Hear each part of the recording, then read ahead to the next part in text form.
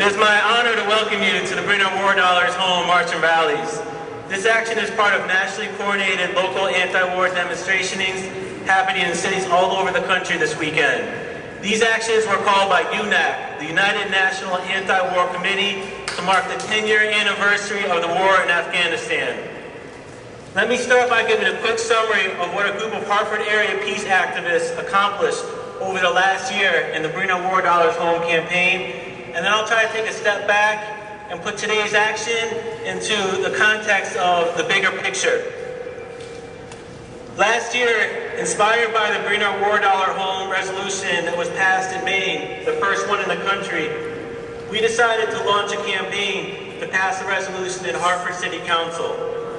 While these resolutions are symbolic and non-binding, they are nonetheless important statements that citizens and our local officials can make, calling on Obama and Congress to bring our troops home now and spend our taxes on human needs, not war.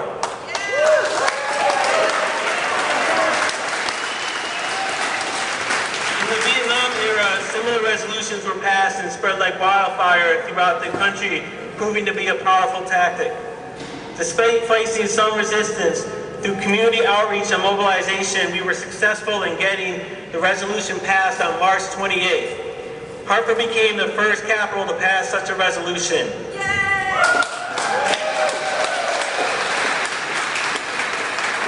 In June, Mayor Segarra agreed to support a Bring Our War Dollars Home resolution at the National Mayor's Conference in Baltimore. Here too, the resolution passed.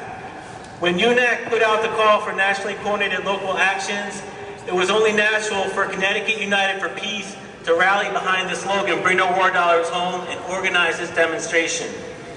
So here we are today, and I'm so happy to see you all, both the familiar faces and the many new people that have decided it is time to get out in the streets. So why is this quite possibly the most important thing that you could be doing on this beautiful Sunday afternoon?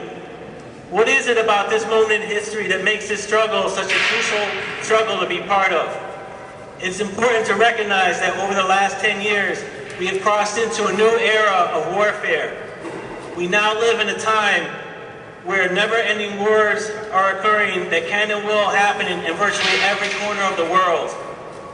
This idea of never-ending war has become accepted as a new norm in society, and these wars are conducted in a way that is unlike any wars that have been waged before. No longer will wars be fought with a heavy presence of boots on the ground. We have witnessed the rise of JSOC, the Joint Special Operations Command, using special operations forces in clandestine warfare, most of which goes unnoticed by the general public. We see the increased use of drones and more night raids and secret assassinations, which are all too often based on spotty intelligence. Since 9/11, JSOC forces have grown from 1,800 to 25,000. They are known to be active in 120 countries, from the Middle East to Africa to Latin America. These forces operate outside the standard military chain of command with little or no oversight and equally little or no accountability. Many wars and military operations are officially undeclared wars, what Glenn Ford calls the other wars. Wars and operations that are never voted on by Congress and never covered in the corporate media. In fact, more civilians are being killed in these undeclared wars than in Iraq and Afghanistan. The other wars, wars on black people abroad and here at home, are carried out through U.S.-backed proxy wars in Africa, Haiti, Colombia, and right here in the U.S. through the war on drugs and mass incarceration, the new Jim Crow. This may all sound quite depressing, but yet I am filled with hope and inspiration. The Arab Spring has captured the imagination of the entire world.